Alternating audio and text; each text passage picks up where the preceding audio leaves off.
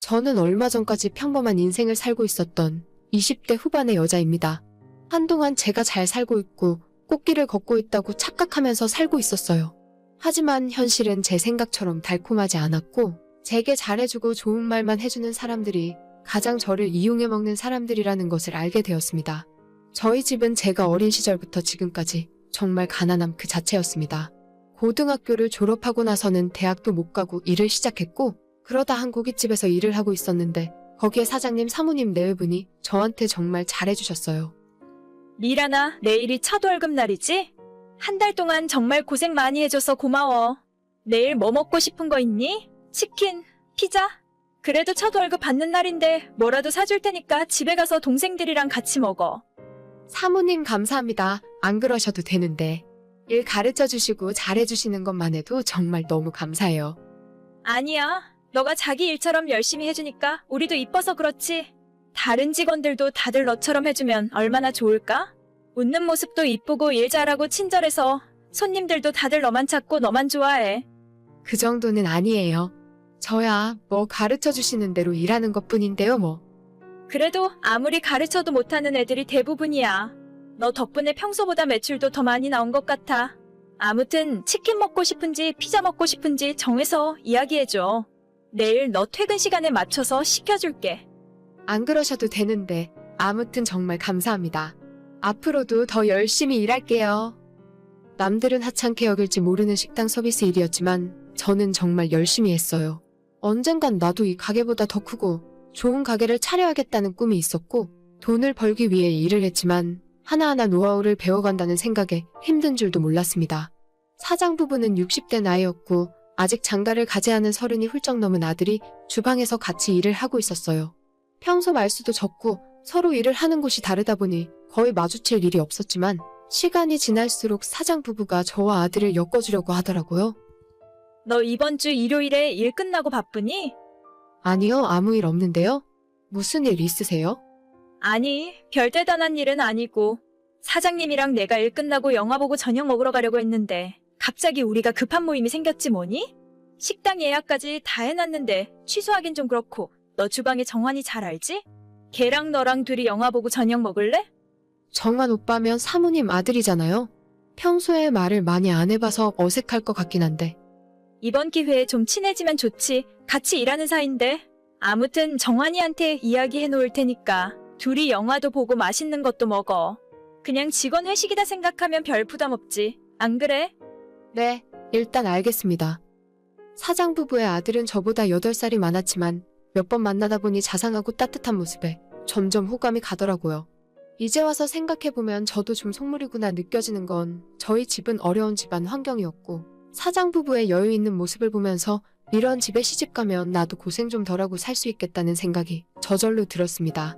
제 목표였던 제 가게 차리는 것도 여기서 일하면서 이 남자를 만나면 자연스럽게 다 이루어질 수 있다고 생각했어요.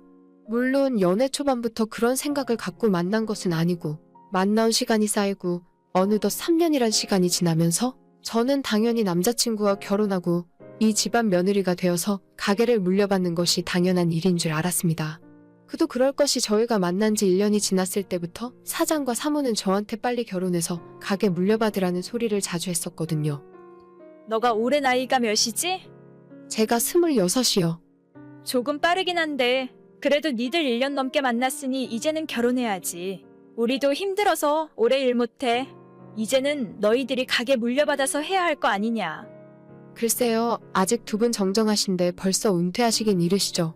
오빠는 저한테 결혼 이야기 한 적 없어요. 걔가 나이답지 않게 순진해서 그래.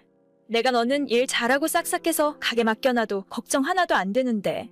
우리 아들이 아직 주방 일을 혼자서 할 줄 모르니까 그게 문제야. 걔가 혼자 할 수 있어야 우리 남편도 같이 은퇴하고 마음 편히 놀러 다니지. 아무튼 나는 너만 믿고 있는다. 너가 아주 우리 집안의 복덩이야. 아니에요. 그냥 시켜주신 일 열심히 한 것뿐인데요, 뭘. 오빠랑 결혼 이야기는 둘이서 천천히 이야기해볼게요. 그래, 너가 똑똑하니까 알아서 잘하겠지. 실제로 제가 이 집에서 일하기 시작한 뒤로 단골 손님들이 많이 늘었어요. 전부 제가 열심히 했고 제 공이라고 말하긴 힘들지만 그래도 손님들에게 싹싹하게 대하고 친절하게 했더니 저를 보러 오시는 손님들도 적지 않습니다. 마냥 직원이었으면 그렇게까지 열심히 일을 안 했을 테지만 언젠간 제 가게가 될 거라 생각해서 정말 주인처럼 일을 열심히 했어요. 바쁘면 쉬는 날 없이 일하기도 했고 무엇보다 처음에 제가 일을 시작했을 땐 평일 하루 매출 50만 원, 60만 원 좀 넘는 가게였는데 3년이 지난 지금은 평일 100만 원도 거뜬하거든요. 그러다 보니 처음에는 저랑 아들을 결혼시켜서 가게 물려주겠다는 이야기는 시간이 지날수록 점점 없어져가고 작년에는 자영업자들 다들 어려울 때 망한 고깃집 건물을 인수해서 주차장 넓고 훨씬 큰 가게로 확장 이전까지 마친 상황입니다. 손님도 이전보다 훨씬 많아지고 직원도 많이 뽑았어요. 남자친구 이야기로는 새로 옮긴 가게 차리는데 수억이 들어갔다 하더라고요. 집안 재산만 10억이 넘게 있다면서 제 앞에서 돈 자랑도 종종 하기 시작했습니다. 그런데 그때부터 사장과 사무가 제게 트집을 잡기 시작했고 남자친구도 가게 옮긴 뒤로 한 번도 데이트다운 데이트 해본 적도 없고 저한테 냉랭하게 대하더군요. 오빠, 이번 주 일요일 영업 끝나고 맥주 한잔 하러 갈까? 아니면 드라이브라도 좀 가자. 나 요즘 너무 답답해. 이번 주에는 좀 힘들 것 같은데. 일이 너무 많아서 피곤해? 가게 문 닫고 일찍 들어가서 자야지. 벌써 우리 몇 달째 제대로 된 데이트 한번 못 해본 거 알아?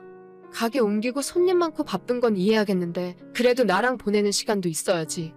그래, 아는데 내가 너무 피곤하고 힘들다. 안 그래도 지치는데 너까지 그러지 마. 다음에 좀 한가해지면 그때 놀러 가든지 하자. 오빠, 요즘 들어서 너무 변한 것 같아. 장사 잘 되고 돈 좀 버니까 사람이 어떻게 그렇게 달라질 수 있어? 그런 거 아니야. 진짜 말이 안 통해서 너한테 뭔 이야기를 못 하겠다. 이렇게 싸우는 것도 이젠 지친다 지쳐.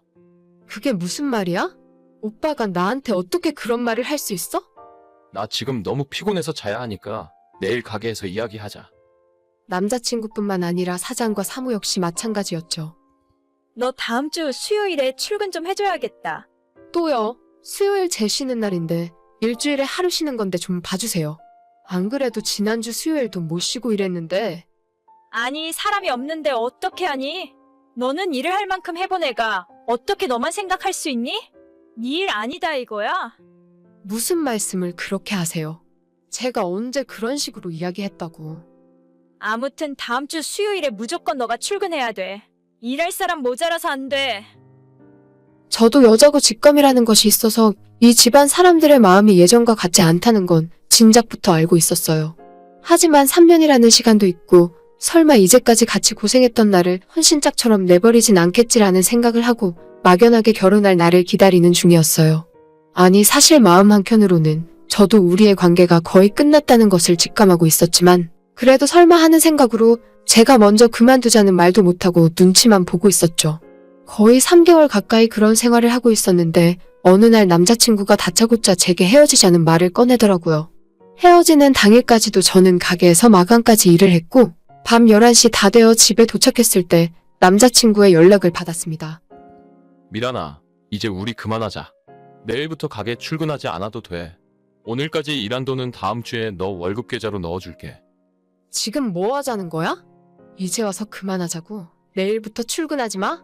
그 말 한마디 하면 우리 사이도 끝이니? 그렇게 됐다. 어차피 우리가 결혼할 사이도 아닌데 너 나이도 있고 하루라도 빨리 정리하는 게 서로에게 좋잖아.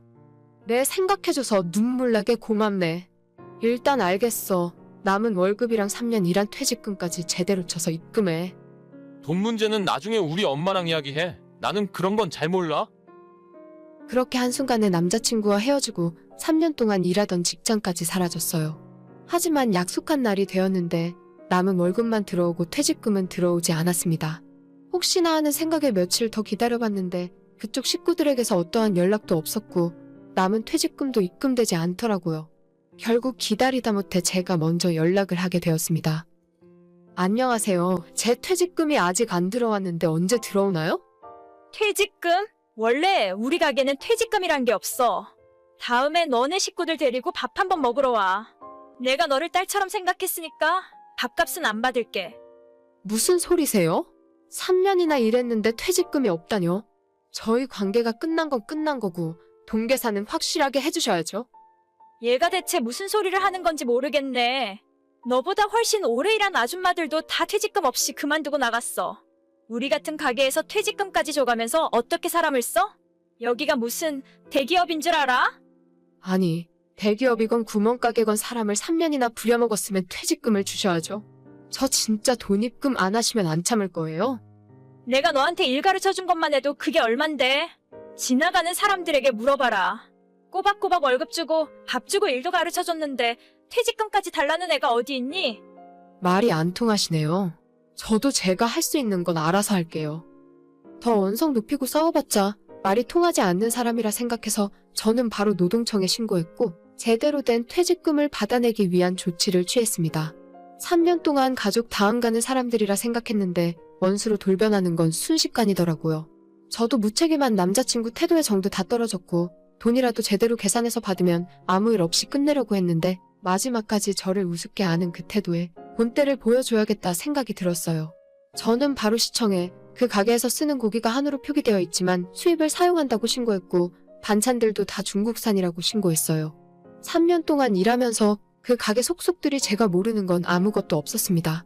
사장 부부와 그 아들까지 저한테 일을 많이 떠넘기고 본인들은 놀러 다니고 가게 운영보다는 돈에만 관심이 있었기 때문에 제가 재료 발주부터 장부 정리까지 다 맡아서 하고 있었거든요. 현금 매출 누락시키고 세금 탈세한 것도 신고하고 제 노트북과 핸드폰에 정리되어 있던 자료들을 증거로 다 신고해버렸습니다. 처음엔 이게 과연 효과가 있을까 싶었는데 얼마 안 지나서 그쪽에서 먼저 연락이 오더라고요. 너가 한 짓이지? 뭐가요? 너가 한 짓 맞지? 너가 신고했지? 너 때문에 우리 가게 영업도 못하게 생겼어. 어떻게 사람이 은혜를 원수로 갚을 수 있니? 무슨 소리를 하시는 건지 모르겠어요. 저는 퇴직금 받으려고 노동청에 신고한 것밖에 없는데요? 돈은 언제 주실 생각이세요? 지금 네 퇴직금이 문제니? 우리 가게 영업정지 당하게 생겼다니까? 이 배은망덕한 거사. 내가 너를 딸처럼 생각했는데 어떻게 이럴 수가 있어. 무슨 소린지 모르겠고 저는 제 돈만 받으면 그만이에요. 빨리 처리 안 해주시면 앞으로 저도 무슨 짓을 할지 몰라요. 그렇게 큰 돈을 당장 어디서 마련하니? 일단 우리한테 시간을 좀 줘. 그리고 너가 신고한 건 전화해서 좀 취소해달라고 해라. 진짜 이러다 우리 가게 망하게 생겼어. 저는 모르는 일이에요. 아무튼 제 돈은 빨리 입금해주세요. 진짜 너무한다, 너무해. 제 3년치 퇴직금이라고 해봤자 1,000만 원 정도밖에 안 하는 돈이에요. 그것도 제가 마지막 몇 달 동안 제대로 쉬지도 못하고 일주일 내내 일한 날이 많아서 원래 월급보다 받을 돈이 훨씬 늘어났을 뿐인데 그거 가지고 엄살 부리는 모습이 이해가 가질 않았죠. 결국 가게는 얼마 못 가서 정말 문을 닫게 되었습니다. 고기 파는 식당에서 원산지 속이고 그 외 모든 밑반찬들도 전부 국산이라 속이고 장사를 했으니 영업정지면 싸게 먹힌 거죠. 아마 그동안 탈세하고 있던 것도 이번에 세금 추징 당했을 거라고 생각해요. 제가 가게 현금 매출 장부까지 싹 다 모아서 신고해 버렸거든요. 제 퇴직금은 끝까지 안 주고 미루다가 결국 지난주에 입금되었습니다. 정해진 날짜에 입금 안 하면 압류하겠다고 했더니 기어코 마지막 날까지 미루다가 입금해주더라고요. 이번 일로 동네에서 고기 속여 파는 나쁜 가게라고 소문이 났기 때문에 나중에 다시 문을 열더라도 예전만큼 장사는 안 될 거예요. 늦게나마 이제라도 잘 됐다 싶고 저는 그동안 모아둔 돈으로 제 친동생과 함께 식당을 차릴 준비를 하고 있어요. 그래도 그 인간들 밑에서 굳은 일 도맡아 하면서 식당 일이라도 제대로 배워놓은 것 하나는 다행이라고 생각합니다. 항상 안 좋은 일만 있었던 것도 아니고 최대한 좋은 쪽으로만 보려고 노력하는 중입니다. 누군가에 기대어 성공할 거라 생각했던 저를 반성하고 있고 제 힘으로 꼭 성공할 거예요. 사연은 여기까지입니다. 구독과 좋아요 알람 설정은 정말 많은 힘이 됩니다. 오늘도 행복하시고 좋은 하루 되세요.